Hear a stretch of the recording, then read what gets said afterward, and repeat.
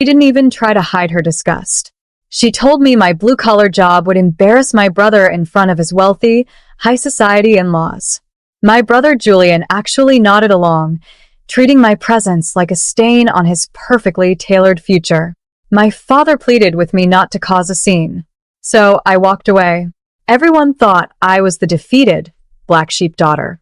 But before we get to the moment at the dinner table where my brother's new father-in-law turned pale, pulled out a multi-million-dollar contract, and spoke my name, I want to welcome you. Follow my story until the end and see how far my story has reached. They thought my dirty hands would ruin their luxury dinner, but they had no idea who actually owned the table they were sitting at. My name is Tori Bennett, and I am 34 years old. For as long as I can remember, I've been treated as the ultimate disappointment in my family. While my parents poured every dime they had into funding my brother Julian's elite corporate education, I chose a very different path. I started a commercial cleaning and facility management business entirely from the ground up, which meant spending my early years wearing a simple apron and working right alongside my crew. To my parents, manual labor was a social crime. The divide in our family became an absolute chasm last Tuesday. I was at a job site when my phone buzzed. It was my mother. There was no pleasant greeting, no warmth. Instead, her voice was sharp and clinical as she demanded that I skip the family's upcoming Thanksgiving dinner. She explained that Julian's fiancé came from an incredibly wealthy dynasty, and her father was the executive vice president of a massive real estate empire. My mother explicitly told me that having a daughter who cleans buildings would completely ruin Julian's chances of marrying into high society. She said my presence would embarrass the entire family line. I sat in my work truck, listening to her voice drip with synthetic sympathy as she told me it was just better for everyone if I stayed away. They truly believed they were putting the black sheep in her place, completely unaware of what was coming. The morning after that phone call, the sting of my mother's words had hardened into something cold and focused. I drove down to my father's office building, demanding a face-to-face meeting with him and Julian. I needed to see if they genuinely intended to discard me just to impress a family they barely knew. When I walked into the room, Julian didn't even stand up to greet me. He just leaned back in his leather chair, adjusting the cuffs of his expensive suit. He didn't waste any time before delivering a patronizing speech, explaining that his future in-laws were elite aristocrats. He told me that people of their caliber wouldn't understand a sister who spent her days cleaning up other people's garbage for a living. My father sat behind his desk, refusing to look me in the eye. Instead of defending me, he passively slid a manila envelope across the mahogany wood. Inside was a $500 check. He told me to buy myself a nice dinner alone on Thanksgiving afternoon, claiming it was his way of making things right. Looking at that envelope, a profound wave of clarity washed over me. I realized that my 34 years of absolute loyalty to this family meant nothing to them compared to social climbing and genetics. I left the money on the desk, stood up, and walked out without saying another word. They thought they had successfully managed a crisis, completely blind to the trap they had just set for themselves. I didn't drive home after leaving my father's office. Instead, I headed straight to the downtown corporate headquarters of Apex Facility Solutions. The moment I walked through the glass doors, the security guard stood at attention, and my executive assistant immediately fell into step beside me, handing me a tablet containing the morning's financial updates.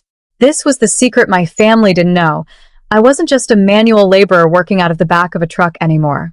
Over the last decade, I had quietly built Apex into a massive, multi-million-dollar B2B commercial logistics and maintenance conglomerate, managing the operations of hundreds of skyscrapers across the region. Sitting down at my desk, I opened the high-priority acquisition files my team had prepared. As I scrolled through the data, a familiar name caught my eye, causing me to pause. My brother's future father-in-law, Richard Sterling, was the head of Sterling Enterprises. According to our internal auditing reports, his luxury real estate empire was actually drowning in debt and desperately needed to secure an exclusive, nationwide facility management contract with my company to prevent bankruptcy. He had been begging my office for an audience for 3 consecutive weeks. I smiled, feeling a sudden surge of absolute clarity. I picked up the phone, bypassed my assistant, and called Richard Sterling's corporate office directly. I formally accepted his request for a meeting, intentionally scheduling it for the exact venue where my family was hosting their exclusive Thanksgiving dinner. Thanksgiving Day arrived, bringing with it a crisp, gray afternoon. My parents and Julian had gone all out for the occasion, renting a private dining room at an incredibly upscale restaurant downtown. They were pouring thousands of dollars into putting on a massive performance of false wealth, luxury, and elite status, all designed to trick the Sterling family into believing we were equals. When Richard Sterling and his daughter arrived, the room filled with the hushed, reverent energy that always follows old money. Julian was hovering over them like a desperate servant, laughing a bit too loudly at every joke and pulling out chairs with theatrical precision. But despite my family's frantic catering, Richard seemed entirely detached from the festivities. He was constantly checking his smartphone, his expression tense and deeply preoccupied. As my private investigators' reports had noted, his entire real estate empire was hanging by a thread, and he was desperately waiting on a final electronic signature from the mysterious, anonymous CEO of Apex Solutions to save him from financial ruin. Just as my mother stood up to raise a toast to their beautiful, united future, the heavy double doors of the private dining room swung open. I walked into the venue, dressed not in the faded work uniform my family expected, but in a pristine, tailored designer business suit that commanded the room. My mother froze mid-sentence, her glass trembling, while Julian and my father stared at me in pure, unadulterated panic. Julian rushed across the room to intercept me before I could take another step into the dining area. He grabbed my arm, his fingers tightening with a desperate, white-knuckled grip as he violently whispered venomous insults directly into my ear. He demanded that I turn around immediately and leave through the back service door before my presence completely ruined his life and his future marriage. Within seconds, my mother materialized beside him, her eyes flashing with rage though her face maintained a rigid, artificial smile for the rest of the room. She hissed in a voice dripping with synthetic sympathy, telling me how incredibly selfish and spiteful I was being by crashing an event where I clearly wasn't wanted. I stood my ground calmly, gently removing Julian's hand from my arm and smoothing the fabric of my suit. I refused to utter a single word or retreat, allowing the heavy, suffocating silence to stretch across the room as the entire Sterling family stopped talking to watch the brewing family drama. The public commotion caught the attention of Richard Sterling himself.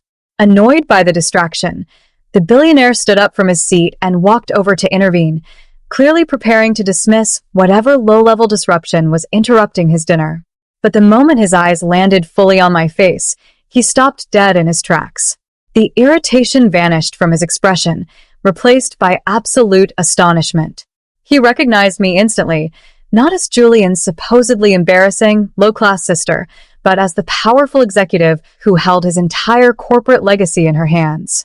Richard Sterling bypassed Julian entirely, stepping right past my brother as if he were invisible. He extended his hand toward me with immense respect and spoke my full name out loud, his voice booming across the stunned, silent room. The absolute reverence in his tone caused the entire table to go quiet. Without waiting for an introduction, Richard reached into his leather briefcase and pulled out the thick, multi-million-dollar contract we had been negotiating for weeks. He turned to the dinner guests and proudly announced to the room that his real estate company had just secured an exclusive partnership with the legendary corporate empire I had built. My dad stood up from his chair in absolute, paralyzed shock, his face contorting in total disbelief as he realized the truth. Julian's face completely drained of all color, his mouth hanging open as he stared helplessly between me and his future father-in-law. Richard turned to Julian, completely oblivious to the family drama, and asked him in a tone of pure admiration why he had never mentioned that his own sister was the brilliant, visionary CEO of Apex Solutions. My mother had to grip the edge of the table just to keep her balance, her eyes darting from my designer suit to the massive contract in Richard's hands.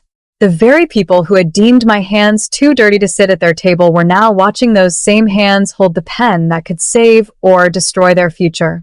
I simply stood there, letting the weight of their humiliation fill the room. I looked at my trembling family, enjoying the absolute silence that had taken over the room. I turned to Richard with a calm smile, gently pushed the documents back toward him, and told him that while I appreciated his enthusiasm, I never conduct corporate business during a family holiday.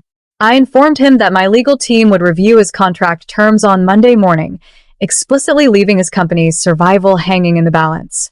I walked out of the restaurant, leaving Julian's relationship and my parents' social standing in absolute ruins. 3 months later, the fallout was complete. The Sterling family called off the wedding entirely after realizing my parents had lied about their wealth and background, and Richard's company went into restructuring. My parents have sent dozens of desperate, tearful messages trying to apologize, clearly hoping to get access to my multi-million-dollar empire, but I have blocked their numbers completely. I am now sitting peacefully in my own home, looking out at a future I built with my own hands. It makes me wonder about you who listen to my story. What would you do if your own family discarded you, only to realize you held all the power? Have you ever experienced something similar? And they will definitely surprise you. Thank you for watching and